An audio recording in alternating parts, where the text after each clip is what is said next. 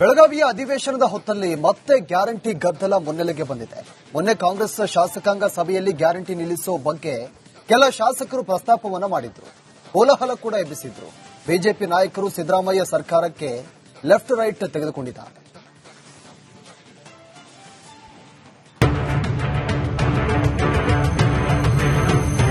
ಐದು ಗ್ಯಾರಂಟಿ ಆಯ್ತು. ಈ ಸರ್ಕಾರ ಮತ್ತು ಶಾಸಕರು ಜೈಲಿಗೆ ಹೋಗೋದು ಕೂಡ 6ನೇ ಗ್ಯಾರಂಟಿ ಅಂತ ನನಗನ್ನಿಸುತ್ತೆ. ಸಿದ್ದರಾಮಯ್ಯನವರು ಒಂದು ಸತ್ತ ಸರ್ಕಾರದ ನೇತೃತ್ವ ವಹಿಸಿದ್ದಾರೆ. ಗ್ಯಾರಂಟಿ ಬಡವರ ಭಾಗ್ಯಲಕ್ಷ್ಮಿ ಆಗಿದೆ, ಖಂಡಿತ ತೆಗೆಯುವಂತ ಪ್ರಶ್ನೆನೇ ಇಲ್ಲ. ಪಂಚ ಗ್ಯಾರಂಟಿ ಕರ್ನಾಟಕದಲ್ಲಿ ಕಾಂಗ್ರೆಸ್ ಅಧಿಕಾರವನ್ನು ಹಿಡಿಯಲು ಬುನಾದಿ ಹಾಕಿದ್ದ ಅಜೆಂಡಾ ಇದೇ ಪಂಚ ಗ್ಯಾರಂಟಿ. 2023ರ ಚುನಾವಣಾ ಅಖಾಡದಲ್ಲಿ ಬಿಜೆಪಿ ಸರ್ಕಾರ ವಿರುದ್ಧ 40% ಕಮಿಷನ್ ಬಾಂಬ್ ಜೊತೆಗೆ ಮತದಾರರಿಗೆ ಬಣ್ಣ ಬಣ್ಣದ ಗ್ಯಾರಂಟಿಗಳ ಕಾಮನ ಬಿಲ್ಲು ತೋರಿಸಿದ್ದ ಕಾಂಗ್ರೆಸ್ ಅಂಡರ್ ಕರೆಂಟ್ ಸೃಷ್ಟಿಸಿ ದಾಖಲೆಯ ಸ್ಥಾನ ಪಡೆದುಕೊಂಡು ಅಧಿಕಾರ ಹಿಡಿದಿತ್ತು. ಇದೀಗ ಇದೇ ಗ್ಯಾರಂಟಿ ಕಾಂಗ್ರೆಸ್ಗೆ ನುಂಗುಲಾರದ ಬಿಸಿತುಪ್ಪವಾಗಿದೆ.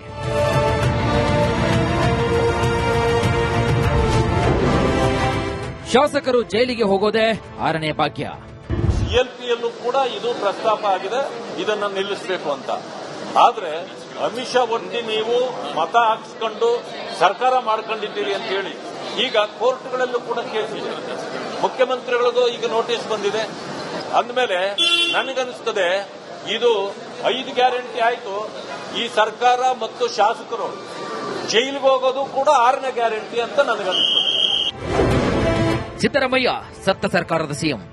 ಹೀಗೆ ರಾಜ್ಯದ ಅರ್ಥವ್ಯವಸ್ಥೆಯನ್ನು ಹಾಳುಗೆಡವಿ 8 ಲಕ್ಷ ಕೋಟಿ ರೂಪಾಯಿ ಸಾಲವನ್ನ ಮಾಡಿ ಅತಿ ಹೆಚ್ಚು ಸಾಲದ ಹೊರೆಯನ್ನ ಹೊರಿಸುವ ಮುಖಾಂತರವಾಗಿ 16 ಬಜೆಟ್ ಅನ್ನು ಮಂಡಿಸಿರುವಂತಹ ವಿಶ್ವದ ಕುಖ್ಯಾತ ಅರ್ಥಶಾಸ್ತ್ರಜ್ಞ ಸಿದ್ದರಾಮಯ್ಯನವರು ಒಂದು ಸತ್ತ ಸರ್ಕಾರದ ನೇತೃತ್ವ ವಹಿಸಿದ್ದಾರೆ. ರಾಜ್ಯದಲ್ಲಿ ಗ್ಯಾರಂಟಿ ಯೋಜನೆಗಳು ನಿಲ್ಲೋದಿಲ್ಲ. ಯಾರು ಮಾತೆತ್ತಿಲ್ಲ. ಸಿಎಲ್ಪಿ ಮೀಟಿಂಗ್ ಅಲ್ಲಿ ಇದು ಸುಳ್ಳು ವರದಿ ನಿಮಗೆ ಬಂದಿರುವಂತದ್ದು. ನಾನೇ ಸ್ವತಃ ಅಲ್ಲಿದ್ದವನು. ಹಾಗಾಗಿ ಗ್ಯಾರಂಟಿ ಬಡವರ ಭಾಗ್ಯಲಕ್ಷ್ಮಿ ಆಗಿದೆ, ಖಂಡಿತ ತೆಗೆಯುವಂತ ಪ್ರಶ್ನೆನೇ ಇಲ್ಲ. ಅದು ಬೇಕು ಅಂತ ನಾವು ಹೇಳಿದ್ವಿ. ಇನ್ನು ಗ್ಯಾರಂಟಿ ಯೋಜನೆಗಳ ಬಗ್ಗೆ ಬಿಜೆಪಿ ನಾಯಕರ ಟೀಕೆಗೆ ಟಾಂಗ್ ಕೊಟ್ಟ ಸಚಿವ ಸಂತೋಷ್ ಲಾಡ್ ಸಮರ್ಥನೆ ಕೊಟ್ಟಿದ್ದು ಹೀಗೆ. ಗ್ಯಾರಂಟಿ ಏನಿದೆ ಅಂತ ನಾನು ಬಳಸಲಿ. ಈ ದುಡ್ಡು ಏನಿದೆ, ಈ ದುಡ್ಡು ಸೇವಿಂಗ್ ದುಡ್ಡು ಅಲ್ಲ. ಇದು ಪುನಃ ಮಾರ್ಕೆಟಿಗೆ ಬರ್ತಕ್ಕಂಥ ದುಡ್ಡು. 60,000 ಕೋಟಿ ನಾವೇನು ಖರ್ಚು ಮಾಡ್ತಾ ಇದೀವಿ ಇವತ್ತು ಪುನಃ ಮಾರ್ಕೆಟಿಗೆ ಬರ್ತದೆ. ಅದಕ್ಕಾಗಿ ಜಿಎಸ್ಟಿಯಲ್ಲಿ ಜಿಡಿಪಿನಲ್ಲಿ ನಂಬರ್ 1 ಇದೀವಿ. ದುಡ್ಡು ಕೊಡ್ತಕ್ಕಂಥದ್ದು ಕೂಡ ಅದೊಂದು ಡೆವಲಪ್ಮೆಂಟೇ. ಮಿನಿಮಮ್ ಬೇಸಿಕ್ಗೆ ದುಡ್ಡು ಅನುಕೂಲ ಆಗಲಿಕ್ಕೆ ಕೊಡ್ತಕ್ಕಂಥ that is one of the most human being ಇಂಡೆಕ್ಸ್ಗೆ ಡೆವಲಪ್ಮೆಂಟ್ಗೆ ಆಗ್ತಕ್ಕಂಥ ಕಾರ್ಯಕ್ರಮ ಅದು. ಕರ್ನಾಟಕದ ಮತದಾರರಿಗೆ ಗ್ಯಾರಂಟಿ ಯೋಜನೆಗಳ ಮೂಲಕ ಕಲರ್ಫುಲ್ ಕನಸುಗಳನ್ನು ತುಂಬಿದ ಕಾಂಗ್ರೆಸ್ ಇದೀಗ ಆರ್ಥಿಕ ಮುಗ್ಗಟ್ಟಿನಲ್ಲಿ ಸಿಲುಕಿದೆ. ಅತ್ತ ಗ್ಯಾರಂಟಿಯನ್ನು ಪೂರೈಸಲಾಗದೆ ಅಭಿವೃದ್ಧಿಗೂ ಕೂಡ ಹಣ ಕೊಡಲಾಗದೆ ಅಡ್ಡಕತ್ತರಿಯಲ್ಲಿ ಸಿಲುಕಿಕೊಂಡಿದೆ. 16 ಬಜೆಟ್ ಮಂಡಿಸಿದಂತಹ ಸಿದ್ದರಾಮಯ್ಯರಂತಹ ಮೇಧಾವಿಯೇ ಮಂಕಾಗಿ ಕೂರುವಂತಾಗಿದೆ. Political bureau, Republic Kannada, Belagavi. ಬೆಳಗಾವಿಯ ಅಧಿವೇಶನದ ಹೊತ್ತಲ್ಲಿ ಮತ್ತೆ ಗ್ಯಾರಂಟಿ ಗದ್ದಲ ಮುನ್ನೆಲೆಗೆ ಬಂದಿದೆ. ಮೊನ್ನೆ ಕಾಂಗ್ರೆಸ್ ಶಾಸಕಾಂಗ ಸಭೆಯಲ್ಲಿ ಗ್ಯಾರಂಟಿ ನಿಲ್ಲಿಸೋ ಬಗ್ಗೆ ಕೆಲ ಶಾಸಕರು ಪ್ರಸ್ತಾಪವನ್ನ ಮಾಡಿದ್ರು. ಕೋಲಾಹಲ ಕೂಡ ಎಬ್ಬಿಸಿದ್ರು. ಬಿಜೆಪಿ ನಾಯಕರು ಸಿದ್ದರಾಮಯ್ಯ ಸರ್ಕಾರಕ್ಕೆ ಲೆಫ್ಟ್ ರೈಟ್ ತೆಗೆದುಕೊಂಡಿದ್ದಾರೆ.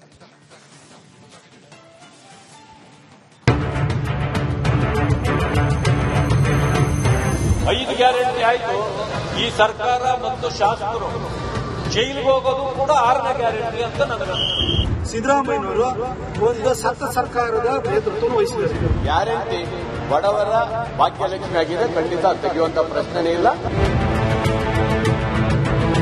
ಪಂಚ ಗ್ಯಾರಂಟಿ ಕರ್ನಾಟಕದಲ್ಲಿ ಕಾಂಗ್ರೆಸ್ ಅಧಿಕಾರವನ್ನು ಹಿಡಿಯಲು ಬುನಾದಿ ಹಾಕಿದ್ದ ಅಜೆಂಡಾ ಇದೇ ಪಂಚ ಗ್ಯಾರಂಟಿ.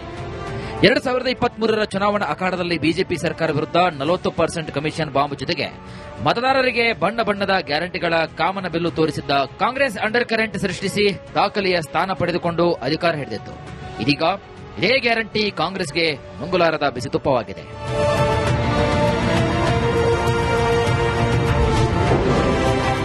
ಶಾಸಕರು ಜೈಲಿಗೆ ಹೋಗೋದೇ 6ನೇ ಭಾಗ್ಯ. ಸಿಎಲ್ಪಿಯಲ್ಲೂ ಕೂಡ ಇದು ಪ್ರಸ್ತಾಪ ಆಗಿದೆ, ಇದನ್ನು ನಿಲ್ಲಿಸಬೇಕು ಅಂತ. ಆದ್ರೆ ಅಮಿತ್ ಶಾ ಒಟ್ಟಿ ನೀವು ಮತ ಹಾಕಿಸ್ಕೊಂಡು ಸರ್ಕಾರ ಮಾಡ್ಕೊಂಡಿದ್ದೀರಿ ಅಂತ ಹೇಳಿ ಈಗ ಕೋರ್ಟ್ಗಳಲ್ಲೂ ಕೂಡ ಕೇಸ್ ಇದೆ. ಮುಖ್ಯಮಂತ್ರಿಗಳದು ಈಗ ನೋಟಿಸ್ ಬಂದಿದೆ. ಅಂದಮೇಲೆ ನನಗನ್ನಿಸ್ತದೆ ಇದು 5 ಗ್ಯಾರಂಟಿ ಆಯ್ತು. ಈ ಸರ್ಕಾರ ಮತ್ತು ಶಾಸಕರು ಜೈಲಿಗೆ ಹೋಗೋದು ಕೂಡ 6ನೇ ಗ್ಯಾರಂಟಿ ಅಂತ ನನಗನ್ಸುತ್ತೆ.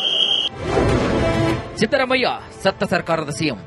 ಹೀಗೆ ರಾಜ್ಯದ ಅರ್ಥವ್ಯವಸ್ಥೆಯನ್ನು ಹಾಳುಗೆಡವಿ 8 ಲಕ್ಷ ಕೋಟಿ ರೂಪಾಯಿ ಸಾಲವನ್ನ ಮಾಡಿ ಅತಿ ಹೆಚ್ಚು ಸಾಲದ ಹೊರೆಯನ್ನ ಹೊರಿಸುವ ಮುಖಾಂತರವಾಗಿ 16 ಬಜೆಟ್ ಅನ್ನು ಮಂಡಿಸಿರುವಂತಹ ವಿಶ್ವದ ಕುಖ್ಯಾತ ಅರ್ಥಶಾಸ್ತ್ರಜ್ಞ ಸಿದ್ದರಾಮಯ್ಯನವರು ಒಂದು ಸತ್ತ ಸರ್ಕಾರದ ನೇತೃತ್ವವನ್ನು ವಹಿಸಿದ್ದಾರೆ. ರಾಜ್ಯದಲ್ಲಿ ಗ್ಯಾರಂಟಿ ಯೋಜನೆಗಳು ನಿಲ್ಲೋದಿಲ್ಲ. ಯಾರು ಮಾತೆತ್ತಿಲ್ಲ. ಸಿಎಲ್ಪಿ ಮೀಟಿಂಗ್ ಅಲ್ಲಿ ಇದು ಸುಳ್ಳು ವರದಿ ನಿಮಗೆ ಬಂದಿರುವಂತದ್ದು. ನಾನೇ ಸ್ವತಃ ಅಲ್ಲಿದ್ದವನು.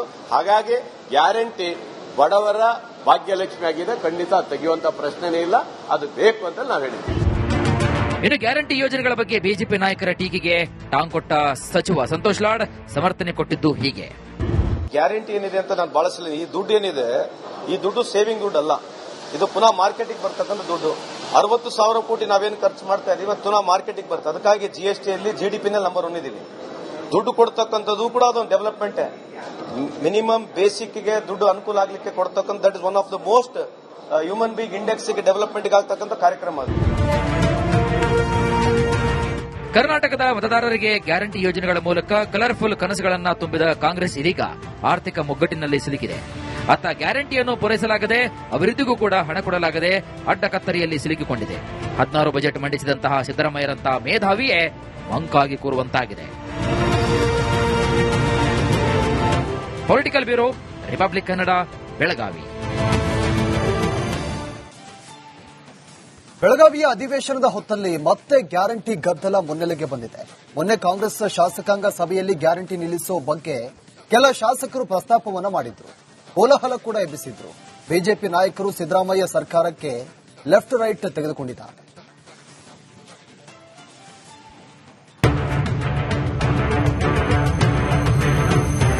ಐದು ಗ್ಯಾರಂಟಿ ಆಯ್ತು. ಈ ಸರ್ಕಾರ ಮತ್ತು ಶಾಸಕರು ಜೈಲಿಗೆ ಹೋಗೋದು ಕೂಡ 6ನೇ ಗ್ಯಾರಂಟಿ ಅಂತ ನನಗನ್ಸುತ್ತೆ. ಸಿದ್ದರಾಮಯ್ಯನವರು ಒಂದು ಸತ್ತ ಸರ್ಕಾರದ ನೇತೃತ್ವವನ್ನು ವಹಿಸಿದ್ದಾರೆ. ಗ್ಯಾರಂಟಿ ಬಡವರ ಭಾಗ್ಯಲಕ್ಷ್ಮಿ ಆಗಿದೆ. ಖಂಡಿತ ತೆಗೆಯುವಂತ ಪ್ರಶ್ನೆನೇ ಇಲ್ಲ. ಪಂಚ ಗ್ಯಾರಂಟಿ. ಕರ್ನಾಟಕದಲ್ಲಿ ಕಾಂಗ್ರೆಸ್ ಅಧಿಕಾರವನ್ನು ಹಿಡಿಯಲು ಬುನಾದಿ ಹಾಕಿದ್ದ ಅಜೆಂಡಾ ಇದೇ ಪಂಚ ಗ್ಯಾರಂಟಿ. 2023ರ ಚುನಾವಣಾ ಅಖಾಡದಲ್ಲಿ ಬಿಜೆಪಿ ಸರ್ಕಾರ ವಿರುದ್ಧ 40% ಕಮಿಷನ್ ಬಾಂಬ್ ಜೊತೆಗೆ ಮತದಾರರಿಗೆ ಬಣ್ಣ ಬಣ್ಣದ ಗ್ಯಾರಂಟಿಗಳ ಕಾಮನ ಬಿಲ್ಲು ತೋರಿಸಿದ್ದ ಕಾಂಗ್ರೆಸ್ ಅಂಡರ್ ಕರೆಂಟ್ ಸೃಷ್ಟಿಸಿ ದಾಖಲೆಯ ಸ್ಥಾನ ಪಡೆದುಕೊಂಡು ಅಧಿಕಾರ ಹಿಡಿದಿತ್ತು. ಇದೀಗ ಇದೇ ಗ್ಯಾರಂಟಿ ಕಾಂಗ್ರೆಸ್ಗೆ ನುಂಗುಲಾರದ ಬಿಸಿತುಪ್ಪವಾಗಿದೆ.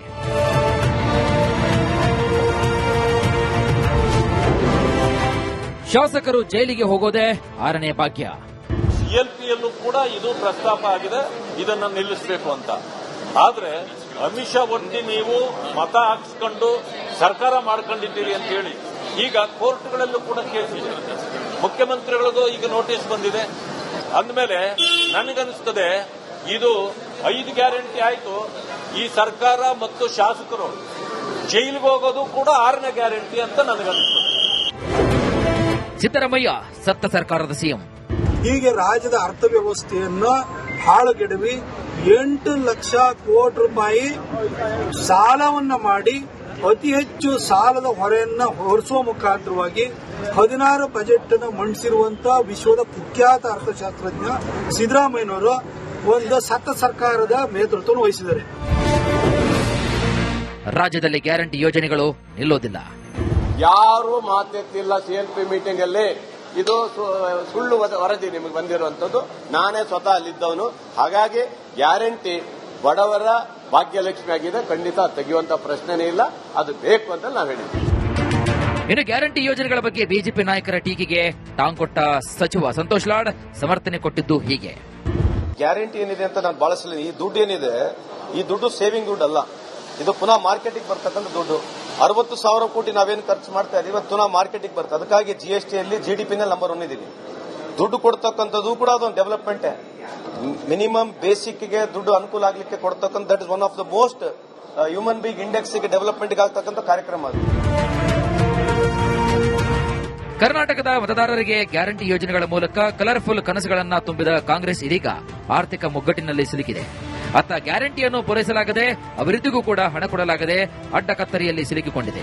16 ಬಜೆಟ್ ಮಂಡಿಸಿದಂತಹ ಸಿದ್ದರಾಮಯ್ಯರಂತಹ ಮೇಧಾವಿಯೇ ಮಂಕಾಗಿ ಕೂರುವಂತಾಗಿದೆ. Political bureau, Republic Kannada, Belagavi.